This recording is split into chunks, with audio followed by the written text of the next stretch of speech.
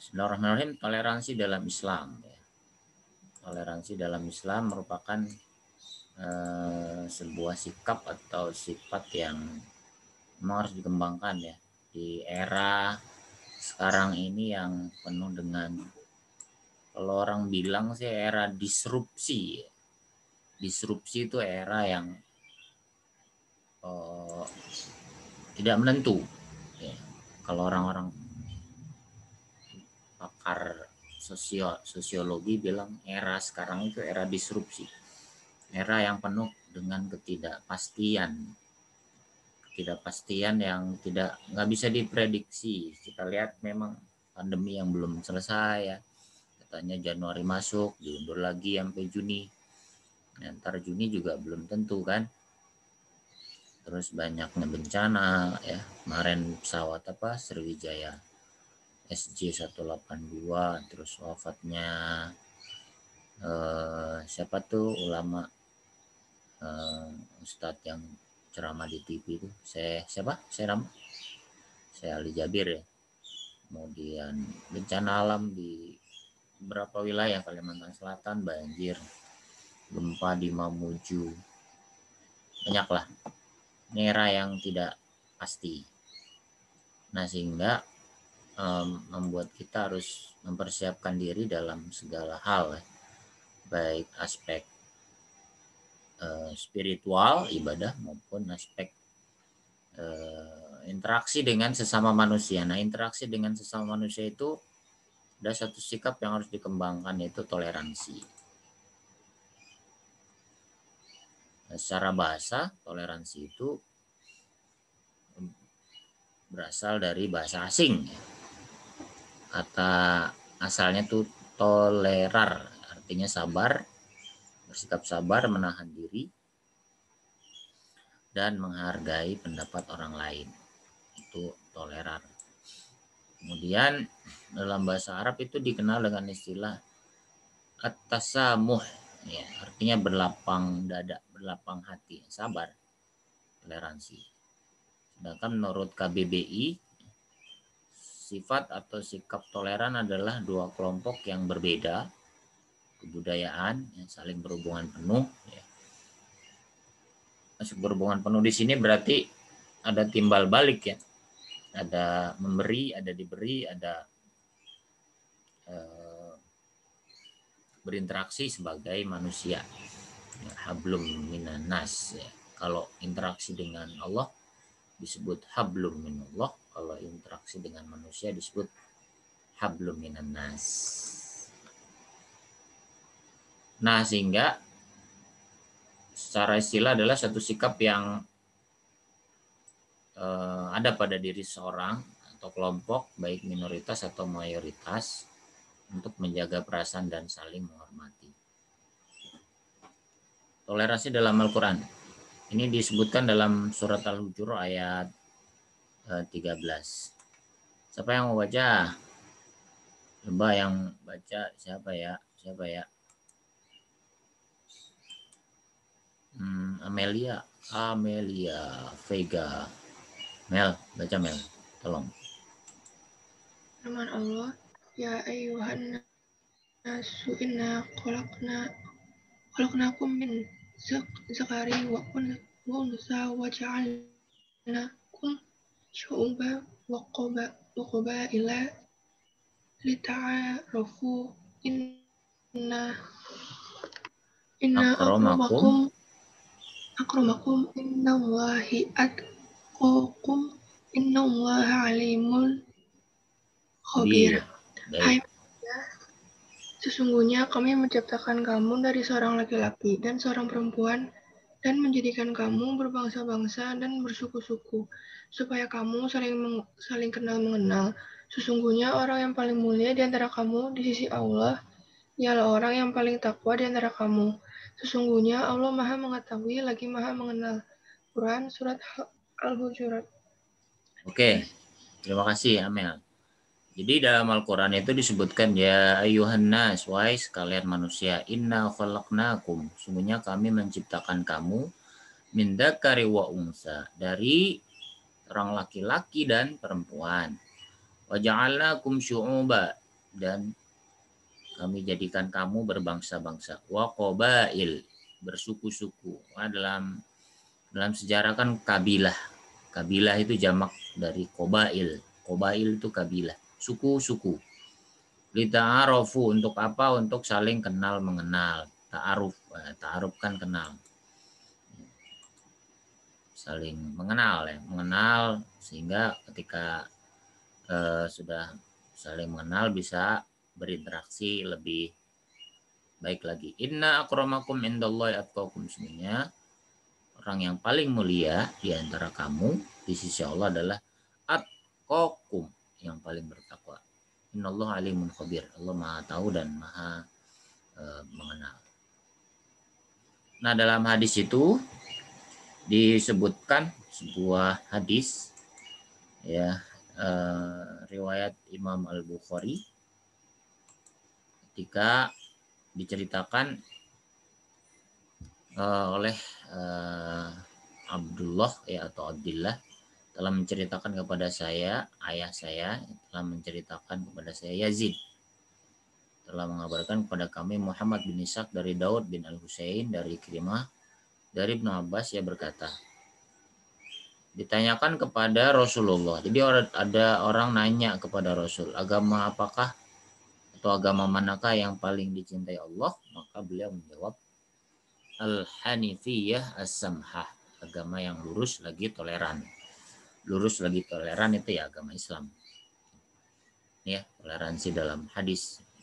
Nah, misalnya nanti ada pertanyaan, apa maksud dari Al-Hanifiyah As-Samhah?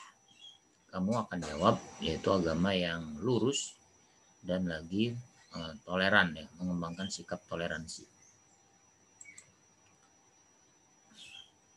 Ada klasifikasi dari toleransi, itu ada dua ya, sesama muslim, kemudian yang kedua kepada non muslim, sama muslim, dan yang kedua kepada non muslim. Kepada sesama muslim itu ada dua juga, ada muslim yang masih saudara ini, atau muslim yang orang lain. Kalau muslim yang masih saudara, maka ya toleransinya itu tolong menolong, ya, menunaikan hak sebagai saudara, menunaikan hak sebagai muslim, menjawab salam, menerima tamu, memberi hadiah, ya. Kita menghormati perbedaan pendapat. Ini juga sebagai seorang muslim yang masih ada saudara, artinya masih hubungan saudara. Nah, kalau dia muslim tapi tidak ada hubungan darah atau saudara, maka hampir sama juga ya, menunaikan hak, menghormati perbedaan, tidak mengganggu atau menyakiti. Bedanya apa? Bedanya antara muslim saudara dan bukan saudara, di sini ada warisan, ada wali pernikahan ya, ada wasiat. Ini muslim yang masih saudara, di sini doang bedanya. Kalau muslim orang lain ya lumrahnya sebagai seorang muslim. Toleransi dengan non muslim, ini UB itu dulu saya tandain, ini buat yang masuk UB.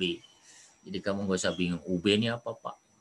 Ini yang masuk UB dulu, kelas 12 yang udah lulus. Ini materinya udah materi legend ini. Materinya nggak berubah-ubah. Materinya nggak berubah-ubah. Ini aja. Toleransi dalam akidah.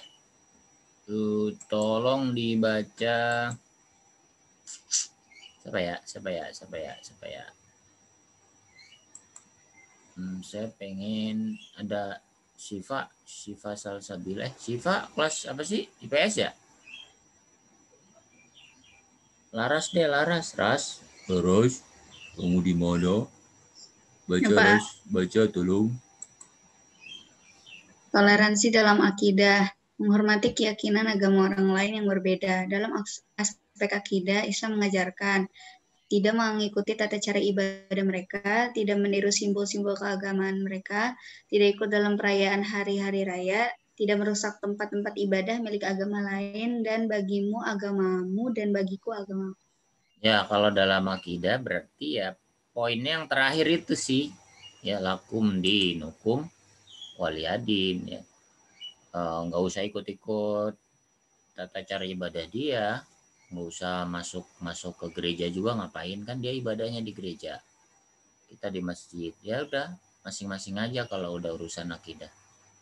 Ya nggak usah ikut hari raya, ikut-ikutan pakai apa atribut-atribut, simbol-simbol, niru-niru, nggak usah, karena itu adalah bagian dari justru itu toleransi yang sebenarnya. Kita menghormati dia untuk bebas melaksanakan ibadah dia ya, sesuai dengan agama dia. Ya, kita melaksanakan ibadah kita sesuai dengan agama kita.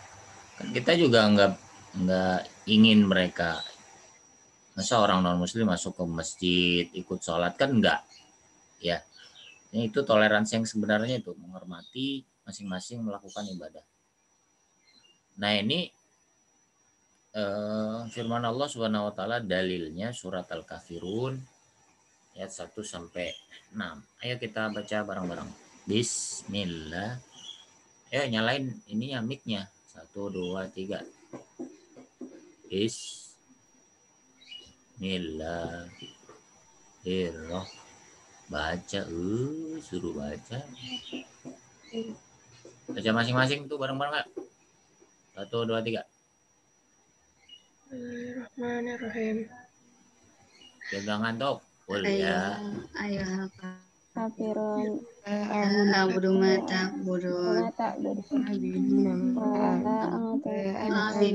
nama abud wala ana abidu ma abattum wala antum abidu nama dinukum waliyadin. Oke. Ini ayat terkait dengan toleransi ya. Qul ya ayyuhal kafirun, katakanlah hai orang-orang kafir. La a'budu ma ta'budun, aku tidak menyembah apa yang kamu sembah. Wala antum abiduna ma a'bud, dan kamu bukan penyembah Tuhan yang aku sembah. Wala ana abidum ma abattum, dan aku tidak pernah menjadi penyembah apa yang kamu sembah. Wala antum abiduna ma a'bud, dan kamu tidak pula menjadi penyembah Tuhan yang aku sembah. Lakum dinukum waliyadin, untukmu agamamu dan untukku agamaku. Nah ini ceritanya dulu orang-orang Yahudi itu datang kepada Rasulullah, sebab turun ayat ini ya.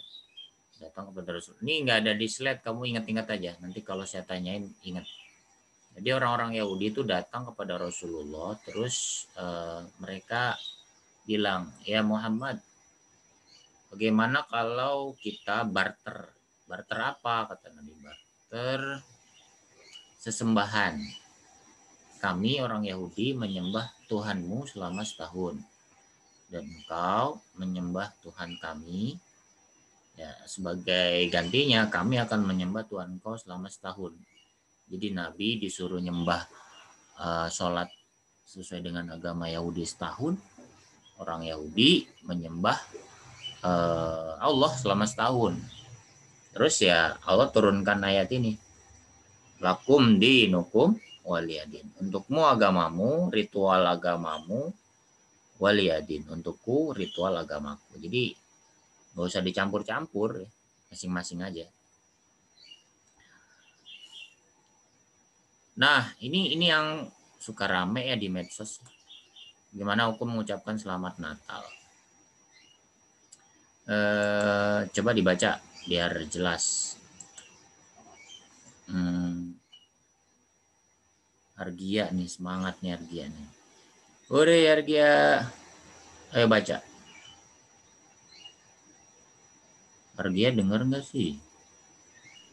Bagaimanakah hukum mengucapkan selamat Natal? Majelis Ulama Indonesia pada 7 Maret 1981 mengeluarkan fatwa haramnya seorang muslim mengucapkan Natal dengan dasar-dasar berikut. Bahwa umat Islam diperbolehkan untuk bekerja sama dan bergaul dengan umat agama-agama lain dalam masalah-masalah yang berhubungan dengan masalah keduniaan. Bahwa umat Islam tidak boleh mencampur adukan agamanya dengan akidah dan berbadatan agama lain. bahwa umat Islam harus mengakui kenabian dan kerasulan Isa Al-Masih bin Maryam sebagaimana pengakuan mereka kepada para nabi dan rasul yang lain. Bahwa barang siapa berkeyakinan bahwa Tuhan itu lebih dari satu, Tuhan itu mempunyai anak dan Isa Al-Masih itu anaknya, maka orang itu kafir dan musyrik. Bahwa Allah pada hari kiamat nanti akan menanyakan Isa apa dia pada waktu di dunia menyuruh kaumnya agar mereka mengakui Isa dan ibunya Maryam sebagai Tuhan. Isa menjawab tidak. Islam mengajarkan bahwa Allah Subhanahu wa Ta'ala itu hanya satu. Islam mengajarkan umatnya untuk menjauhkan diri dari hal-hal yang syubhat dan dari larangan Allah Subhanahu wa Ta'ala serta untuk mendahulukan menolak kerusakan daripada menarik kemaslahatan. Oke, paham nggak? Jelas. Jadi gini, ini biasanya muncul polemik ketika 25 Desember ya, apalagi kalau udah dibawa-bawa ke unsur-unsur politis biasanya sih kayak gitu. Sedangkan Majelis Ulama Indonesia itu masih tegas ya. Ini fatwanya udah jadul banget nih, 7 Maret 81. Tetap bahwa Majelis Ulama Indonesia bilang poin secara kerjasama duniawi ya boleh. Kita ekspor, impor, jual, beli ke Eropa, ke Cina boleh. Karena urusannya adalah urusan duniawi ya. Bisnis boleh. Nah, tapi poin kedua nih diperhatikan. Umat Islam tidak boleh mencampur adukan agamanya dengan akidah dan peribadatan agama lain. Logikanya ada apa? Kamu suka beli minuman apa sih kalau di Grab itu, Argia? Ya. Minuman di mana, Pak? Suka beli minuman apa sih? Kalau pakai Grab itu apa namanya? Haus. Time. Nah, gitu kan. Logikanya gini. Itu minuman yang kamu beli campur sama madu, campur sama air kopi, campur sama air teh, terus campur sedikit racun, campur sedikit apa. Itu kalau kayak gitu kira-kira diminum bagaimana? Bahaya, Pak. Nah, logikanya gitu. Kayak nyampurin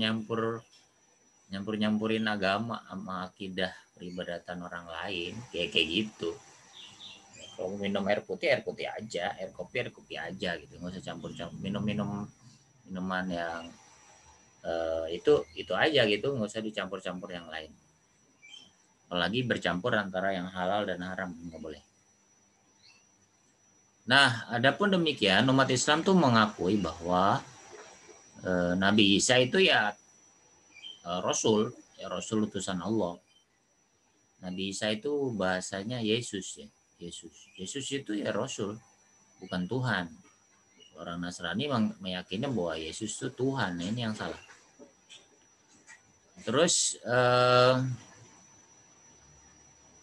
barang siapa yang berkeyakinan bahwa Tuhan itu lebih dari satu, Tuhan itu punya anak, ya Isa Al-Masih itu anaknya, maka orang itu kafir atau musyrik. Ini fatwa ya. Bahwa Allah pada hari kiamat kemudian menanyakan Isa apakah dia menyuruh kaumnya agar mengakui Isa dan ibunya sebagai Tuhan. Nah, bisa jawab enggak. Dalam hadis kan kayak gitu, enggak kok, enggak nyuruh. Kemudian Islam mengajarkan bahwa Qul huwallahu ahad, Allahnya satu. Dan Islam mengajarkan umatnya untuk menjauhkan diri hal-hal yang syubhat. Syubhat itu yang tidak jelas, yang samar ya, yang bercampur antara yang halal dan haram, antara yang boleh dan yang tidak. Seperti itu.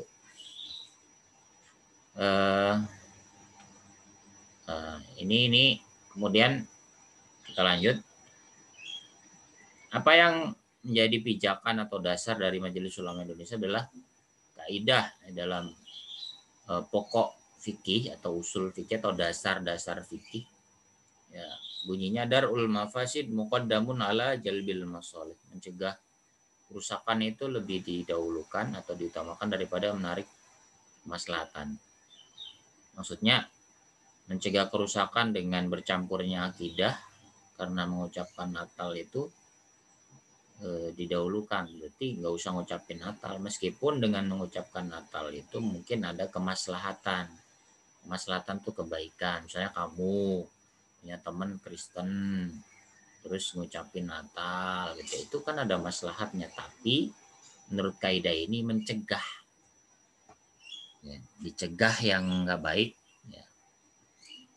Nah ini di fatwanya di dalam Fatwa Majelis Ulama Indonesia itu, yang pertama, perayaan Natal di Indonesia meskipun tujuannya merayakan dan menghormati Nabi Isa, tetapi Natal itu tidak dapat dipisahkan dari soal-soal yang diterangkan di atas. Mengikuti upacara Natal bersama bagi umat Islam hukumnya haram, agar umat Islam tidak terjerumus berlarangan. Ini tadi ya. Nah, namun demikian ada sebagian kecil ulama yang bolehkan ya mengucapkan Natalnya, ada yang nggak boleh nih, dipaksa. Misalnya Argia, ya Argia kuliah di Barat ya kan, mau kuliah di mana Argia? Di Spanyol atau di Rusia? Situ temennya orang-orang Kristen semua. Nah kalau nggak ngucapin Natal atau karena dipaksa ya bahaya, selamatannya jadi bahaya, kemudian dia terpaksa ngucapin. Atau pada wilayah-wilayah yang minoritas ya, yang jika tidak mengucapkannya akan baik. Misalnya di wilayah-wilayah timur ya, Maluku, Ternate gitu kan, Ambon, itu kan banyak yang non muslim. Kalau orang muslimnya masih minoritas, kalau kita nggak ngucapin maka akan membahayakan. Seperti itu. Ini boleh. Tapi kalau dalam kondisi normal kayak di kita di Jakarta, Jabodetabek, ya nggak usah lah, ya kan. Ini mayoritas kan muslim. Atau nggak ini juga, nggak ngaruh juga ya. Dia tentang penggunaan atribut Natal ya, nggak boleh tuh gini-gini. Apalagi seorang muslim ya. Nih pakai kalung, pakai ini.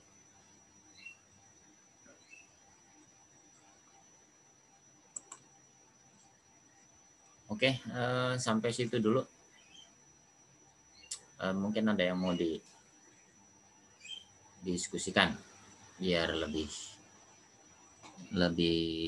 apa, nyambung ya.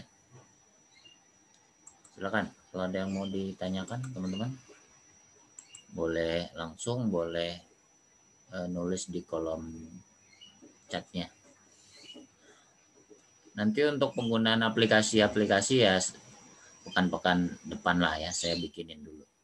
Untuk pertemuan pertama ini saya gunakan buat ngejelasin aja biar paham dulu materinya, baru aplikasi itu kan buat main-main kan, main-main doang.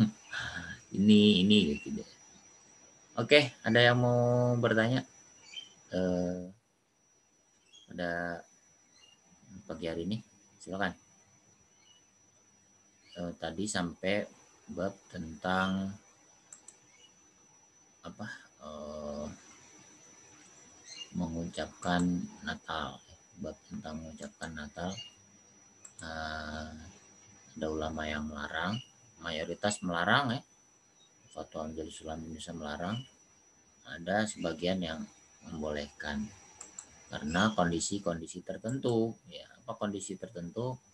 Kondisi tertentu diantaranya adalah minoritas atau tertekan atau dipaksa. Juga ada penggunaan atribut-atribut Natal tadi ya dilarang. Ada yang mau bertanya? Tak ada? Wow, kenapa tak ada? Oke, kita lanjut. Kalau mau ada yang nanya, malu, tulis saja di chatnya. Biar kita bisa bahas. Ya.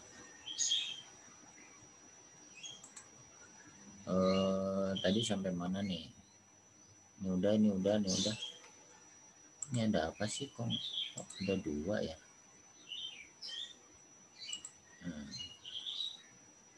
Nggak mau dia.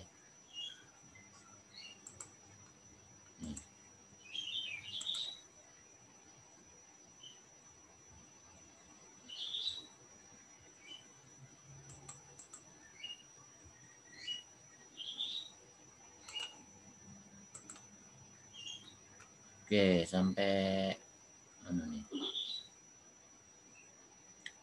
Lanjut ya. Nah, toleransi dalam muamalah. Muamalah itu aspek bisnis ya, kerjasama dan yang lainnya. Ini boleh. Nabi pernah menggadaikan baju besinya untuk dapat makanan dari orang Yahudi. Ya, boleh. Menjual barang, bekerja bisnis sama orang Yahudi boleh. Orang Nasrani juga boleh. Nih, dalilnya apa? Allah tidak melarang kamu untuk berbuat baik dan berlaku adil terhadap orang-orang yang tiada memerangimu. Orang-orang itu nggak memerangi kalian. Tidak mengusir dari negerimu. Kan enggak. Sesungguhnya Allah menyukai orang-orang yang berlaku adil. Jadi boleh. Ini ada jenis-jenis orang kafir. Kafir muahid, orang kafir yang tinggal di negeri mereka sendiri, dan di antara mereka dan kaum muslimin terikat dengan perjanjian damai. Ini kafir muahid namanya. Bapak. Ya. Belum muncul. Berhenti kamera tadi nge-freeze gitu. Belum muncul. Ini udah. Baru muncul, Pak. Udah. Udah. Mana nih? Tadi mana sih? Oh, ini dia.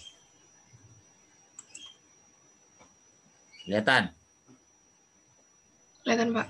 Oke, kafir muahid itu tadi. Muahid itu adalah orang kafir yang tinggal di negeri mereka sendiri. Orang Amerika, orang Inggris tinggal di Inggris. Itu muahid. Antara mereka dan kaum muslimin terikat perjanjian damai. Iya, kita hubungan bilateral dengan Amerika, dengan Cina, dengan Inggris, dengan Portugal. Ada perjanjian damai. Nggak saling serang kan.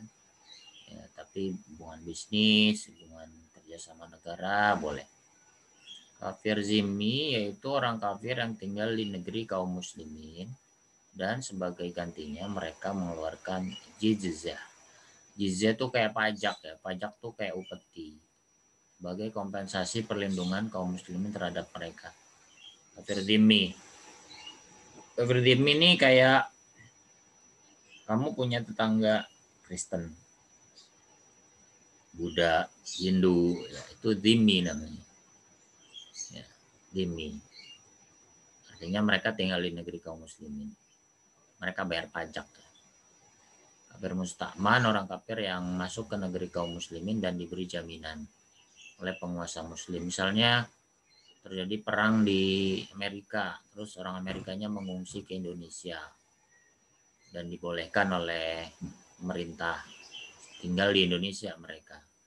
Musta'man itu apa ya, suaka politik ya bahasanya, mencari keamanan. Muharib, orang yang memerangi kaum muslimin. Ini orang kafir muharib tuh kayak yang di Palestina tuh orang Yahudi yang memerangi kaum muslimin di sana, yang merampas rumahnya, mengambil hartanya. Ini muharib. Nah, orang-orang Palestina di sana berhak untuk memerangi karena melindungi keluarganya, melindungi hartanya dengan kemampuan yang mereka miliki. Ini kafir muharib. Audrey, baca Audrey.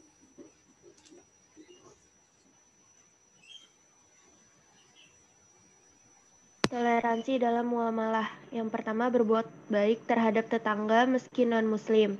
Yang kedua, boleh berjual beli dan pinjam meminjam. Yang ketiga, adil dalam hukum.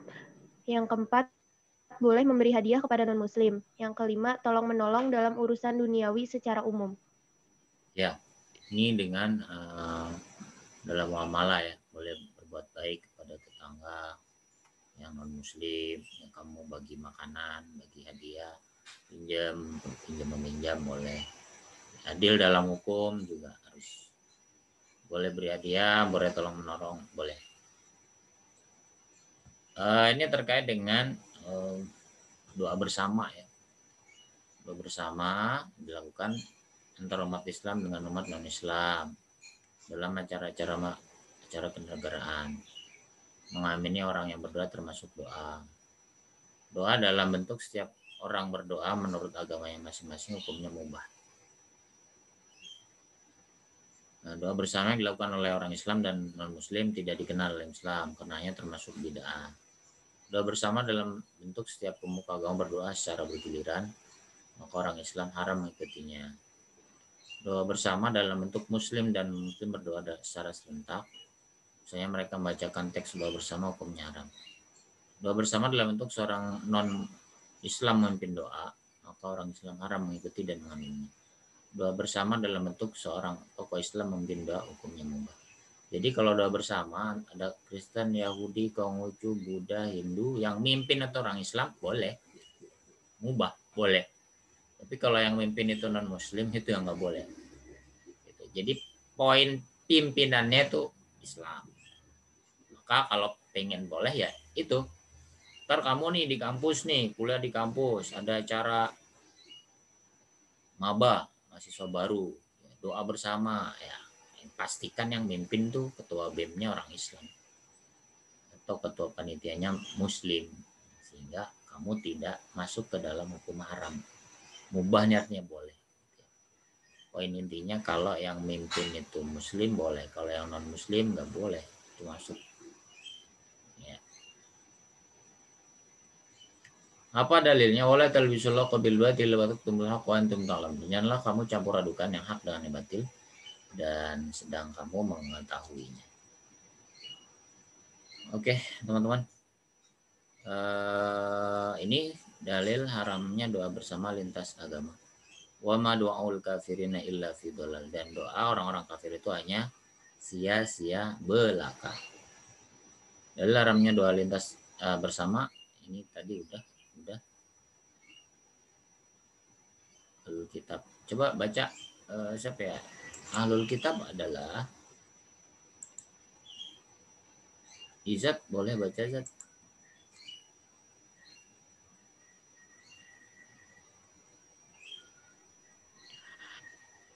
Ahlul kitab dalam Al-Quran adalah kaum Yahudi dan Nasrani karena kitab suci telah diturunkan kepada mereka.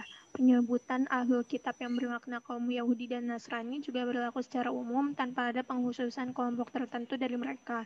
Sedangkan umat Buddha, Hindu, Konghucu, dan Majusi penyembah api tidak termaksud Ahlul kitab. Firman Allah, Qul ya ahlal kitabi hal tangkimuna minna illa an amanna billahi wa ma unzila ilaina wa ma unzila min qabl wa anna aktsarakum fasikun. Artinya, katakanlah, hai ahli kitab, apakah kamu memandang kami salah hanya lantaran kami beriman kepada Allah, kepada apa yang diturunkan kepada kami dan kepada apa yang diturunkan sebelumnya, sedang kebanyakan di antara kamu benar-benar orang yang fasik. Quran Surat Al-Ma'idah ayat 59. Ya, ini Ahlul kitab itu ya Yahudi dan Nasrani ya. Karena kitab suci telah diturunkan kepada mereka. Penyebutan Ahlul kitab yang bermakna Yahudi dan Nasrani juga berlaku secara umum ya. Tanpa ada pengkhususan tertentu. Artinya Yahudi kan dulu dikasih kitab Taurat ya oleh Allah Subhanahu wa taala melalui Nabi Musa. Sedangkan Nasrani diberi kitab Injil melalui Nabi Isa. Kalau kitabnya itu dikasih dari Allah, diturunkan oleh Allah, namanya Ahlul kitab. Ahlu itu yang punya kitab, itu kitab suci. Sedangkan Buddha, Hindu, Konghucu, Majusi nggak termasuk ya, karena mereka nggak punya kitab suci ya. Artinya kitab sucinya bukan berasal dari Allah Subhanahu wa taala. Gitu. Nah, Alkitab itu kafir ya. Laqad kafara alladziina qalu innallaha salisu salasati wa ma min ilahin illa ilahu wahid. Sungguh telah kafir orang yang mengatakan bahwa Allah adalah salah satu unsur dari Trinitas. Tuhan Bapa, Tuhan Anak, sama Ruhul Kudus. Ya. Trinitas. Ini yang menyatakan kafir itu bukan saya, bukan kamu, tapi yang menyatakan kafir, yang punya akidah Trinitas, orang Nasrani itu adalah Allah Subhanahu wa taala. Laqad kafara, sungguh telah kafir orang yang menyatakan bahwa Allah itu adalah unsur dari 3 Tuhan tadi. Nah, mereka menjadikan orang-orang alimnya dan raib-raib mereka sebagai Tuhan selain Allah. Dan juga mereka mempertuhankan Al-Masih putra Maryam, padahal mereka hanya disuruh menyembah Tuhan yang Maha Esa. Tidak ada Tuhan yang mereka sembah selain Dia. Maha suci Allah dari apa yang mereka persekutukan. Nah, apa hukum sembelihan ahlul kitab? Para ulama menegaskan bahwa semua yang beragama Yahudi dan Nasrani mereka adalah ahlul kitab, terlepas dari semua penyimpangan yang mereka lakukan. Istilah ahlul kitab adalah istilah dalam Al-Quran untuk menyebut orang Yahudi dan Nasrani yang tidak masuk Islam. Karena yang dimaksud dengan ahlul kitab di sini adalah Taurat dan Injil. Apabila di depannya ditambah kata ahlu. Ahlu itu berarti tadi yang saya sampaikan, ya Taurat atau Injil. Syarat sembelihan ahlul kitab halal. Jadi sembelihan ahlul kitab Yahudi dan Nasrani itu halal. Ya. Apa syaratnya? Jika kita nggak tahu bagaimana proses penyembelihannya dan itu dilakukan di luar ritual ibadah mereka, maka sembelihannya halal. Jika kita tahu penyembelihannya, cara menyembelihnya, ya, seperti yang dilakukan oleh Muslim, dalam arti terputus tenggorokannya, kerongkongannya, urat lehernya, bukan dengan cara dicekik atau ditembak atau dipukul atau disiksa atau disetrum, maka itu nggak boleh. Ya, dicekik, ditembak, dipukul. Disembelih dengan menyebut nama Allah bukan nama berhala atau yang lain. Tidak dijadikan sebagai penyembahan selain Allah. Poin intinya sih sebenarnya kalau kita nggak tahu ya boleh. Jadi persoalan kemudian kalau kita tahu. Ya, kalau kita tahu kemudian kita ngerti ya jangan dimakan. Oke, sampai sini dah. Diingetin ya hukum nikah wanita ahlul kitab. Ini bahasannya banyak. Ada yang mau ditanyakan?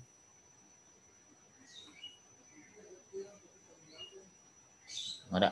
Paham nggak? Ngomong sendiri nggak ada yang nanya. Ya Ras ya. Ras sudah sarapan Ras?